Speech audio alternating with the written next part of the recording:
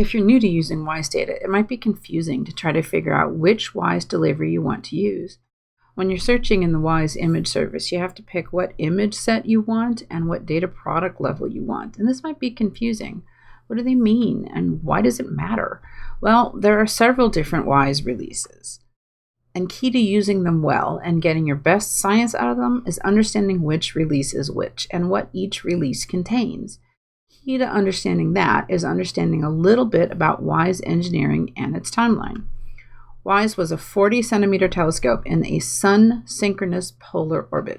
I'll talk more about what that means in a minute.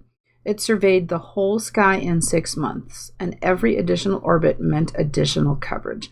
Originally, it had 4 bands, WISE 1 at 3.4 microns, WISE 2 at 4.6 microns, WISE 3 at 12 microns, and WISE 4 at 22 microns.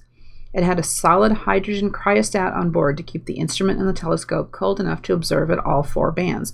But when that cryogen was depleted, the spacecraft warmed up. We lost the 22 micron band first, then the 12 micron band. Clever engineering means that passive cooling of the spacecraft kept it cold enough for 3.4 and 4.6 micron observations. This is what a sun-synchronous polar orbit does. In one orbit, it takes a series of exposures. The next orbit is a little bit offset, and the boundaries between exposures are also offset. Over many orbits, it paints out the whole sky. This animation has a representation of Earth at the center, and you can see that over time, it covers the whole sky. The ecliptic poles get hit every orbit. The ecliptic plane gets hit least frequently, but it still gets covered. In 6 months, it covers the whole sky. In 12 months, it covers the whole sky twice. In terms of the WISE timeline, it was launched in December 2009. In January 2010, the survey was started. 6 months later, it completed its first pass of the sky. In 2010, we started to run out of cryogen. We lost the 22 micron band. The end of September 2010, we lost WISE 3. Then we started with only 2 bands. In February 2011, this was the end of the first post-cryo survey called NEOWISE, and the satellite was put into hibernation. In 2013 September, money was found to reawaken the spacecraft, and the spacecraft was oriented to passively cool off.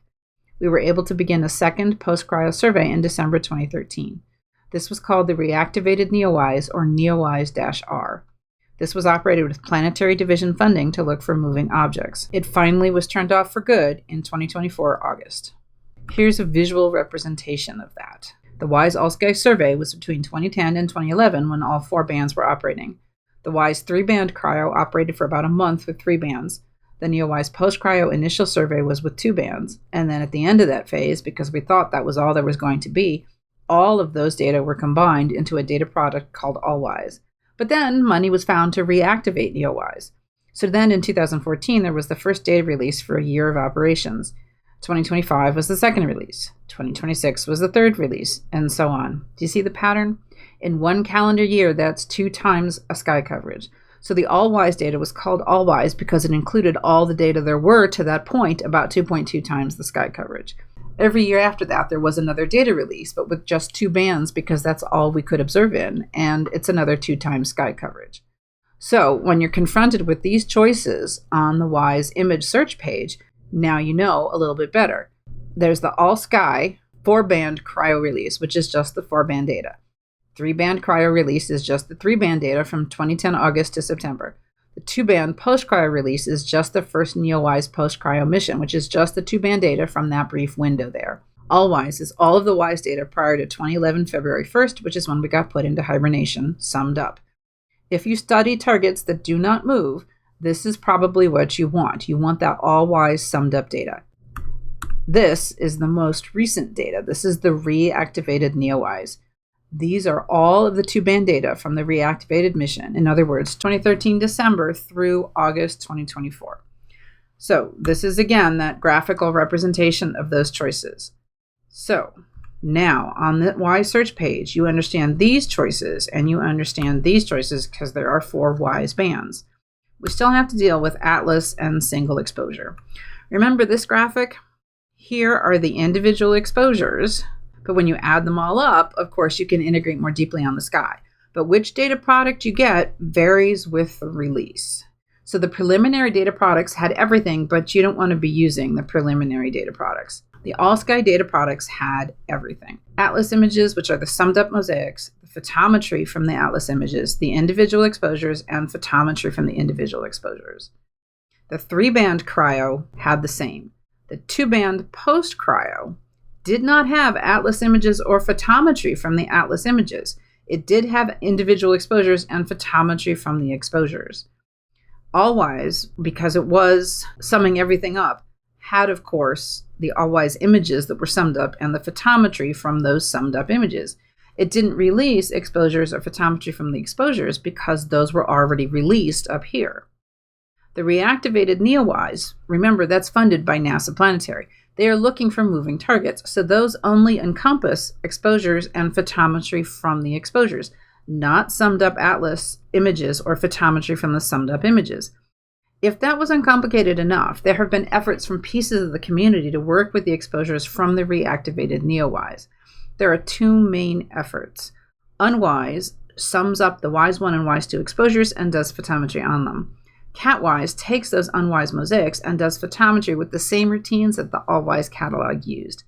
Some of the unwise and CatWise deliveries are available both on the web and at IRSA. The releases that are available on the web are usually more recent than what's available at IRSA because it takes time for IRSA to ingest and serve the more recent deliveries. So, in the end, what of these releases do you want? Honestly, you've got to start out by reading the documentation. But to first order, probably, if you have inertial targets, that is, targets that don't move, that you can specify with right ascension and declination, use Allwise.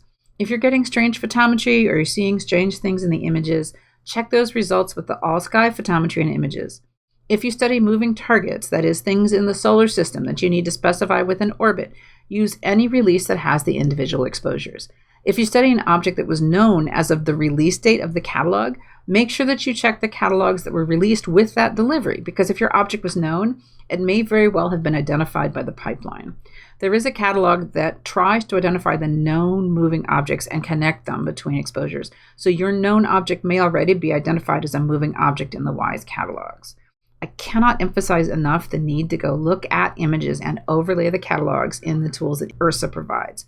So for example, this is the WISE image service, and you can get catalogs using the Catalogs tab. If you're searching for solar system objects, you can either use the Catalogs tab or you can search the catalogs when you're searching for the object in the first place. Make sure that the catalogs are measuring the objects that you think they are.